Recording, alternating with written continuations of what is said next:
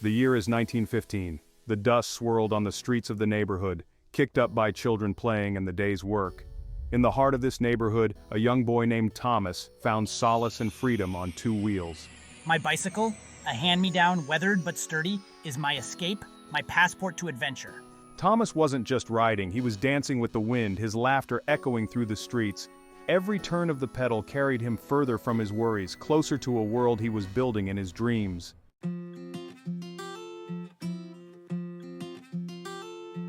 Evenings found Thomas gazing at the sky, the setting sun painting the clouds in hues of orange and purple. I dream of the Olympics, of the world's greatest athletes, and of myself standing tall on the podium, a champion. Cycling wasn't just a pastime for Thomas, it was an ambition, a burning desire to prove himself. He pored over newspaper clippings of past Olympic Games, his imagination running wild with stories of legendary cyclists.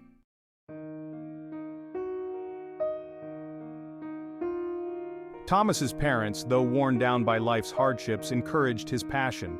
They sacrificed, making do with less, so he could have new tires, a sturdy frame, the tools he needed to chase his dreams. Their love, unwavering and pure, is my safety net, a reminder that even in the face of adversity, there is love, there is hope. They instilled in him the belief that with dedication, hard work, and an unyielding spirit, anything was possible.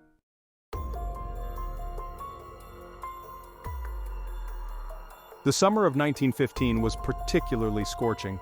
Thomas, oblivious to the heat, was lost in the rhythm of his pedaling, the wind whistling past his ears. His friends raced alongside him, their laughter echoing through the stillness of the afternoon. As the sun began its descent, casting long shadows across the road, I decided to head home. My legs ached pleasantly and my heart hummed with a quiet satisfaction. Turning onto his street, a sense of unease gripped him. A crowd had gathered in front of his house, their faces etched with worry and grief. He dismounted his bicycle, his legs suddenly heavy, and pushed his way through the crowd.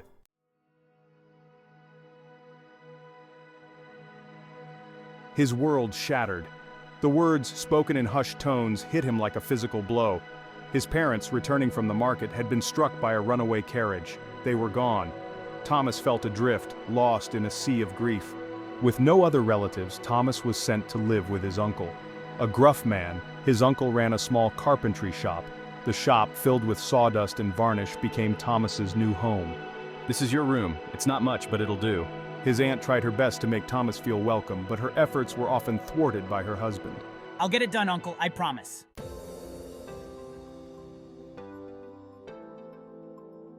Cycling, once his escape, became his solace. Each afternoon after his chores were done, Thomas would steal away on his bicycle, the familiar rhythm of the pedals a soothing balm to his aching heart. Just me and the road. It's the only place I feel free. He rode with a newfound intensity, pushing himself harder, faster, as if trying to outrun the pain that gnawed at him. The wind, whipping through his hair, carried away his tears, leaving behind a quiet resolve. He would honor his parents' memory, he would chase his dreams, he would become the Olympic champion he had always dreamed of being. I will make you proud, Mom and Dad. I promise.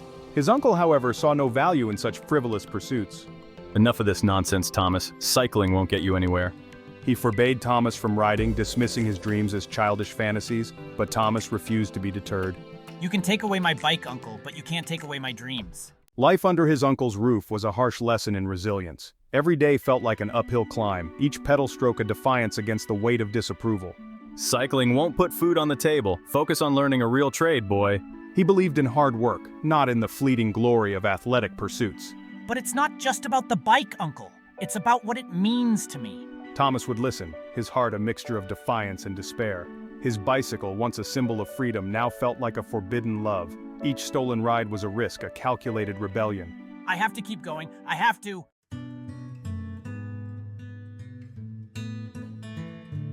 The familiar dirt tracks winding through fields and forests became his sanctuary.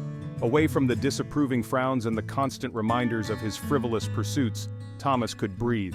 I pushed myself harder, driven by a potent mix of grief and determination. I pictured my parents, their faces etched with pride, cheering me on from the sidelines. The open road, stretching before him like a ribbon of possibilities, offered a sense of liberation he couldn't find within the confines of his uncle's home. Each successful hill conquered, each challenging turn navigated, was a small victory, a testament to his unwavering spirit. I would prove my uncle wrong, would show him that dreams, even those born in the dust of poverty, could take flight.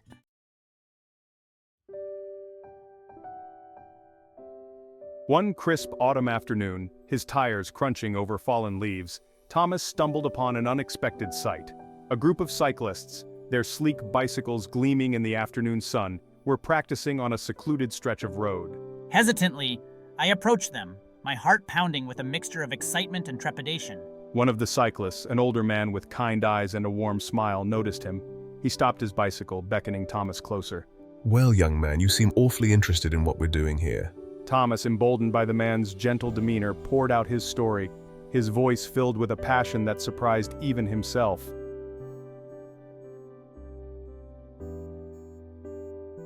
The older man listened patiently, his eyes twinkling with an emotion Thomas couldn't quite place. When he finished, the man smiled, his hand resting reassuringly on Thomas's shoulder. You have a good heart, son, and a fire in your belly that reminds me of myself at your age. He introduced himself as William, a former cycling champion, now retired and dedicated to nurturing young talent. He saw in Thomas a spark, a raw talent that, if honed properly, could take him far. He offered to train Thomas, to teach him the finer points of cycling to help him realize his full potential. It was a lifeline, a beacon of hope in the darkness that had enveloped my life.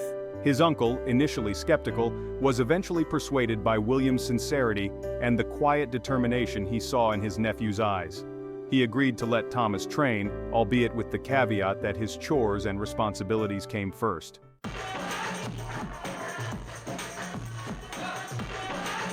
Thomas threw himself into his training with a fervor that surprised even William. Every muscle in his body ached, his lungs burned with exertion, but he pushed harder, driven by a force far greater than himself. It's not just about speed, lad. It's about strategy, endurance, and the unwavering belief in yourself. William taught Thomas about pacing, about conserving energy, about reading the road and anticipating the challenges that lay ahead. Each lesson was a gift, a building block in the foundation of Thomas's burgeoning talent. Yet, life at his uncle's remained unchanged. The chores, the gruff words, the constant reminder of his dependence, they were a heavy cloak he carried on his young shoulders. But something had shifted within him. The despair had given way to a quiet determination.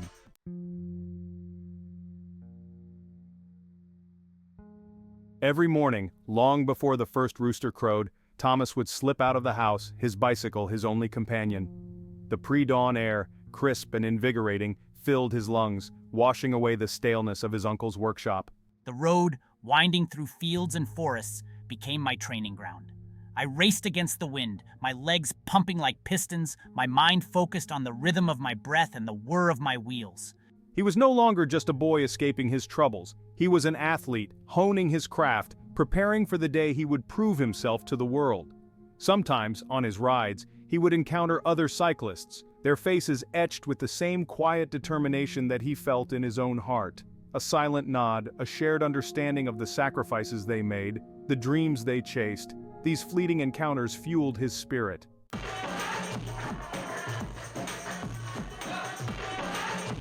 William, true to his word, proved to be an exceptional mentor. He saw in Thomas a natural talent, a raw power that needed to be channeled and refined. He learned to strategize, to conserve his energy for the final push, to read his opponents and anticipate their moves. Under William's guidance, Thomas blossomed. His body grew leaner, stronger, his movements on the bicycle fluid and efficient. I discovered a hidden well of determination within myself, a resilience that surprised even me. I pushed through pain, embraced fatigue as a necessary step on the path to greatness. His progress was undeniable. He began competing in local races, small-town events that drew crowds eager for a spectacle. At first, he was just a young face in a sea of seasoned competitors, but that quickly changed. His victories, though initially met with surprise, soon became expected.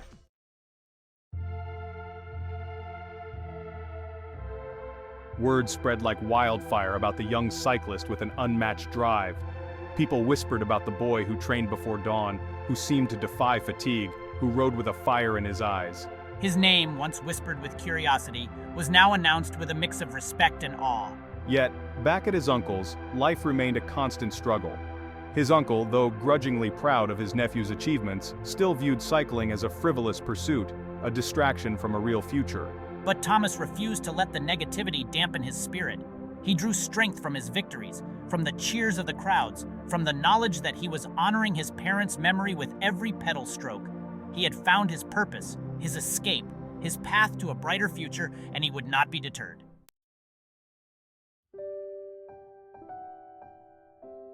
One evening, as Thomas returned from a particularly grueling training session, he found his uncle waiting for him outside the workshop. The setting sun cast long shadows across the yard, highlighting the lines etched on his uncle's face. In his hands he held a newspaper, the headline proclaiming Thomas's latest victory in bold letters. For the first time since Thomas had come to live with him, his uncle smiled. It wasn't a wide, joyous grin, but a small, almost hesitant upturning of the corners of his lips. But for Thomas, it spoke volumes. I may not understand this whole cycling business, his uncle said, his voice gruff but lacking its usual harsh edge. But I can see that it means something to you. And you're good at it, lad. Better than good.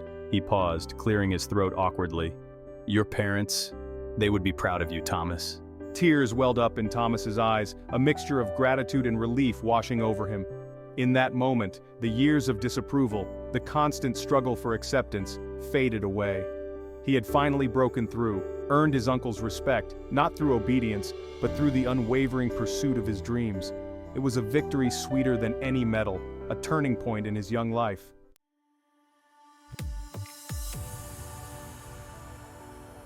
Years passed, each one marked by grueling training, local victories, and the unwavering support of his mentor William. Thomas blossomed, transforming from a determined boy into a formidable athlete. His name, once whispered in the dusty streets of his hometown, now echoed in regional cycling circuits. He became a local hero, his story a beacon of hope for those struggling to rise above their circumstances. News of his talent spread, attracting the attention of national selectors. They saw in him the potential for greatness, the raw talent and unwavering spirit that could bring glory to their nation. The Olympic Games, once a distant dream, now seemed tantalizingly close, a tangible goal that fueled his every waking moment. The pressure was immense, the weight of expectation heavy on his young shoulders. But Thomas thrived under pressure. He trained harder, pushed himself further, knowing that he carried the hopes of his town, his mentor, and the memory of his parents with him.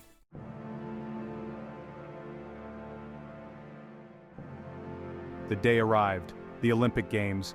The stadium buzzed with anticipation, the air thick with the roar of the crowd and the nervous energy of athletes from across the globe.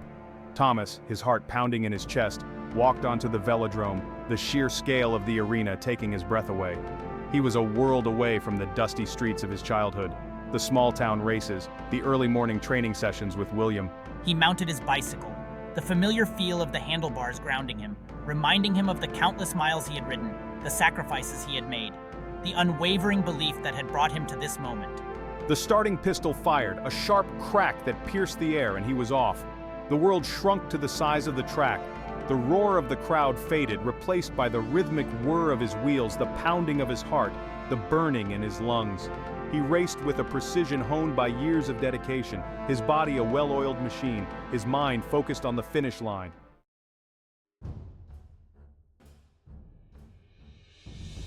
The final lap. Exhaustion gnawed at him, but he pushed harder, his legs burning, his vision blurring. He could hear the crowd now, a deafening roar that seemed to propel him forward. He crossed the finish line, collapsing onto the track, his chest heaving, his body spent. The scoreboard flashed, confirming what he already knew. He had won, the Olympic champion. The weight of the gold medal around his neck was both exhilarating and humbling. He had done it. He had overcome poverty, loss, and doubt to achieve his dreams.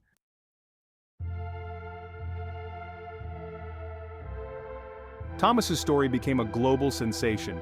He returned home a hero, his name etched in the annals of sporting history. But for Thomas, the greatest reward was not the fame or the accolades, but the knowledge that he had stayed true to himself, to the dreams that had sustained him through the darkest of times. He used his platform to inspire others, to show them that with hard work, dedication, and an unwavering belief in oneself, anything is possible. He established a foundation to support underprivileged athletes, providing them with the resources and opportunities he had been denied in his youth. Thomas's story, a testament to the power of the human spirit, transcended the world of sports. It was a reminder that even in the face of adversity, Even when the odds are stacked against us, even when hope seems lost, the human spirit, fueled by passion and unwavering belief, can achieve the extraordinary.